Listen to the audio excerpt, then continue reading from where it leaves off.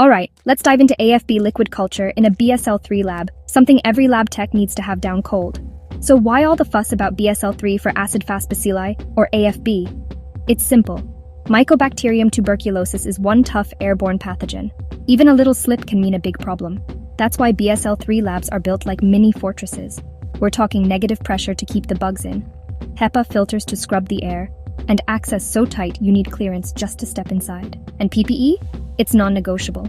I suit up with an N95 mask or a PAPR, a Tyvek suit, and double gloves every single time. All my work happens inside a Class 2 biosafety cabinet. That's my first and last line of defense against aerosols. Let's break down the steps. First, sample collection, usually sputum, but it could be other specimens. Next, decontamination. I use the NALC method to wipe out other bacteria and let the mycobacteria shine through. After that, it's time to inoculate the sample into a liquid medium. Think MGIT 960 system. This is automated, so it keeps an eye on the tubes, watching for any signs of growth for up to 6 weeks. If I get a positive culture, that's not the end of the road. I still have to identify what's growing. Molecular tests or biochemical methods come in handy here. And if it's Mycobacterium tuberculosis, I run drug susceptibility testing to figure out if it's resistant or not. That's key for treatment decisions. Now let's talk reporting. Here's a sample format you can use in your lab. Patient name, age, gender, specimen type, date of collection, date of report, test performed, AFB liquid culture, like MGI 960.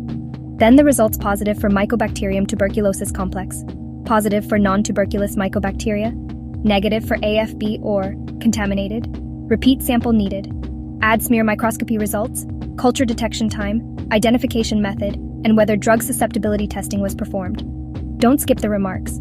A positive result means viable mycobacteria are present. A negative result doesn't rule out TB completely. Always check the clinical context. And contaminated samples?